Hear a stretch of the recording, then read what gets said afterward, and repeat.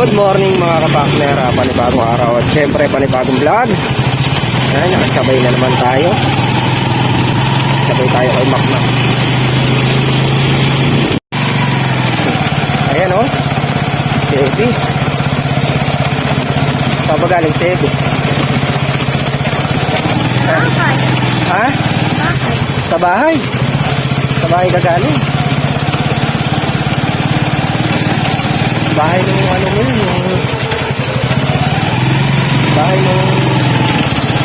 bahay nung lola mo yun. Pinuntahan mo. Doon nakatira yung lola mo dati. Si Lola Marian. Nakita mo yung nanay ni Lola Marian pa? Bahay ni Kuya siya. Oo nga, nakita mo yung bahay ni Lola Marian mo? Ano?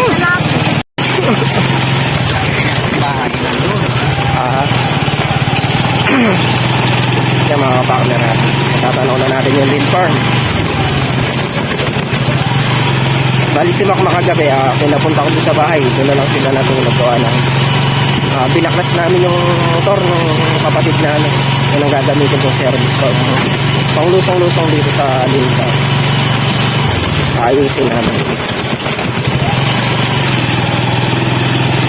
para hindi na tayo sabay.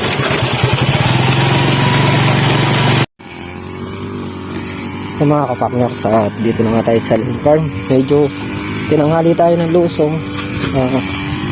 So anong naaskaso namin yung motor na gagawin ng service dito.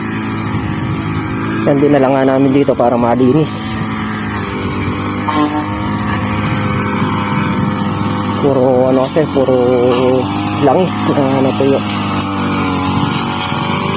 Gagawin natin ngayon, si Mantika nagbabrass cutter.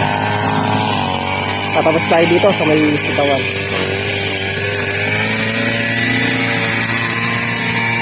So ano lang, yung puno-puno lang. Tapos grass cutter na lang yung ano na yan. Yung pinaka hindi makukuha ng pantabas. Basta ang kukunin lang natin yung puno-puno lang para mabilis. Tapos kulitis lang kagawin natin. Ano stop? Ano? Kapakner?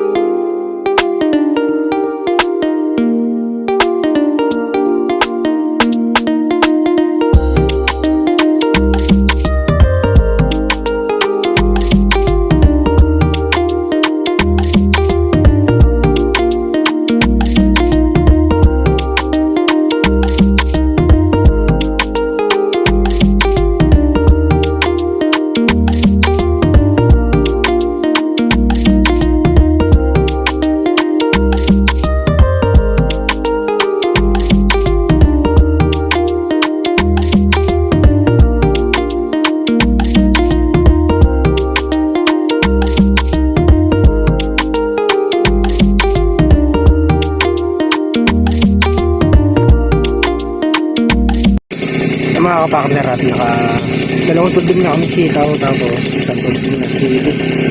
Mahon muna kami. Sobrang dinala ko dito yung yung ginagawa namin motor ni Makmak para pag nakapahinga kami sa pananghali unti-unti nalilinis namin. Pinturahan kasi namin yan kaya kailangan linisin.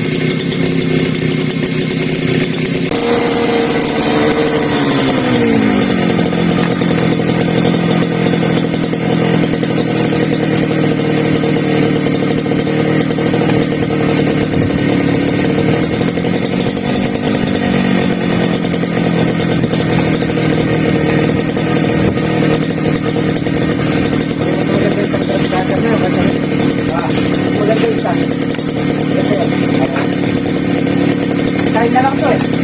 China. Sa ano lang to, 7,000.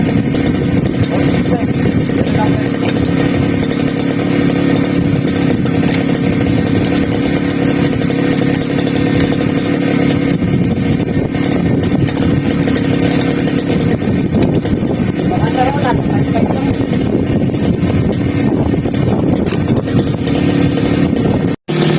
Yan mga kapakner at kinikis-kis nga natin itong tangke para mapinturahan ng panibago. Tabi tayo ng 6 na ganito. Tawag nyo rin. Harap lang yun.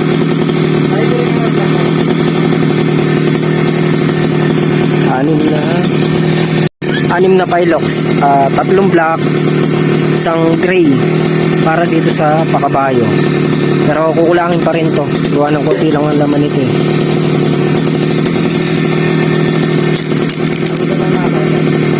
Tapos ito naman yung makina. Binaklas namin ni Makmak kagabi to. Inabot kami ng mag-alas 12. Binaklas namin lahat para matingnan yung mga tagas. Bago natin isalpa, kailangan maayos na maayos. Siguro hanggang Martes o Miyerkules mabubuo na natin to.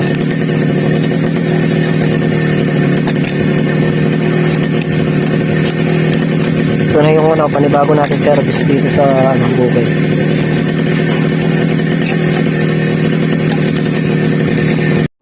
Yan mga kapakners, dada muna kami ni Makmak sinisingit-singit ko lang yung paglilinis ng motor kaya nakapahinga kami linis. Tapos kaya rin natin maglinis, damo uli para kahit pa paano unti-unti natin itong linisin dito. Yan, lilitaw na yung ating mga sitaw at saka yung sili. Start na tayo ng damo uli.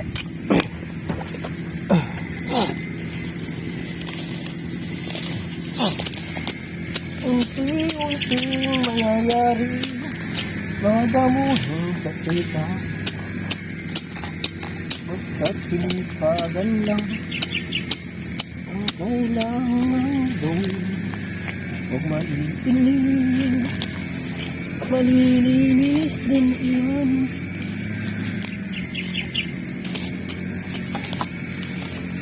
Unti-unti na lang.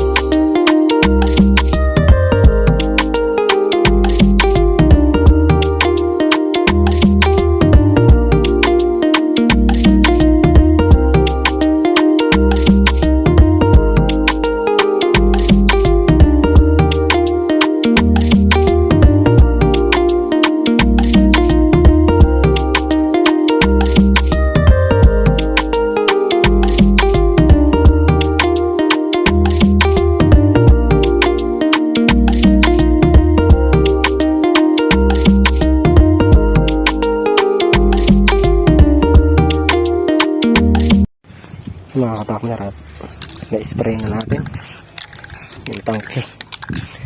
Ano yan ha, first coating na kulay black yung ipipintura natin dyan.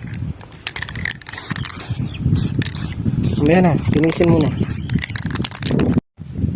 yung mga kapakner, at naka-siyam na dayos daw si Manchaga dito.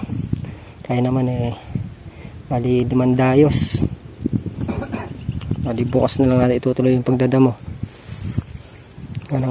Magpipintura kami ni Makmak ng yung motor. Gagamitin ko service dito sa bukid.